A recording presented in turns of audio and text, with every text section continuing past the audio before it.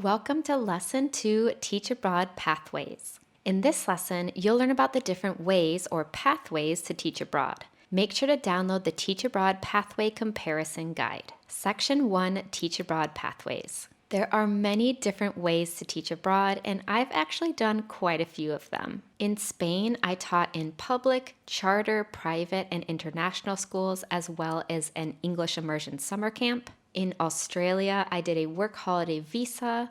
I worked in English language schools, and I also do online teaching from Australia. In Costa Rica, I did volunteer teaching in a community center, and I did this on a scholarship.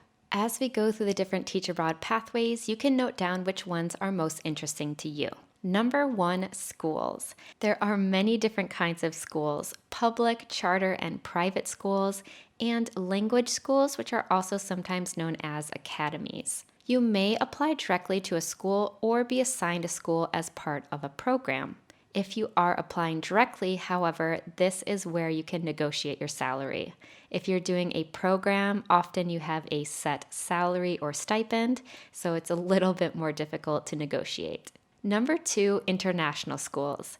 These schools are open to certified teachers and sometimes CELTA or Cert TESOL holders. You can teach whatever you are certified in, but abroad. So if you're a certified teacher in math, you can look for math teaching positions, but in foreign countries. This is definitely the best option if you're looking for high pay and lots of benefits. Number 3, in-company business classes. In this teach abroad pathway, you'll be traveling from business to business teaching employees. You'll be earning a higher hourly rate than working in a school, but you will have some challenges to the schedule. A lot of times these businesses have periods of the year where they're just really busy, or you may find that some weeks they want a lot of lessons, other weeks they don't, so that's just something to keep in mind. You may be teaching one-on-one, small groups, or even large groups. To teach in-company business classes, you usually need a work or freelancer visa.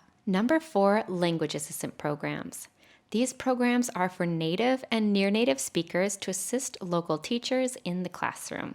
These can be sponsored by the government of the country, or there are private language assistant programs as well. This is a great way for new teachers to try out teaching abroad because you usually aren't expected to be the main teacher, you're just supporting the head teacher. Most of the time, you will be on a student visa, but some programs do also sponsor work visas. Number 5, a Tefl course and/or a student visa. You can complete a Tefl course abroad and stay in the country on a student visa, usually teaching part-time and studying something like the local language. This can be a great way to be introduced into the local area and culture while you're studying your Tefl, and then when you go looking for jobs after your course, you already feel comfortable in the area. Do know that these come with fees and they can be expensive. Number 6, work holiday visa. This is a visa for people usually between the ages of 18 and 30 or sometimes up to 35. There may be some restrictions on where you can work, so you have to check with each work holiday visa. There are restrictions on who can get these visas based on citizenship, and they are typically cheaper than a traditional work visa. Number 7, teaching fellowships. You'll receive a scholarship to teach or study in another country. These can be very competitive, and there are options for teaching fellowships for people who are certified teachers. Number 8, freelance visas and/or tutoring. This is the legal way to tutor English privately while living abroad. Do know that with a freelancer visa, you may have to pay fees and pay for your own health care. A freelance visa also allows you to teach online while living in another country. Number 9, digital nomad visa. This allows you to work online while living in another country. Requirements vary a lot from country to country, and they usually require you to be earning a specific amount of money each month or year. These visas are becoming more and more popular, especially because of the pandemic, and you often need your own established online business before you can apply for a digital nomad visa. Number 10, au pair visa.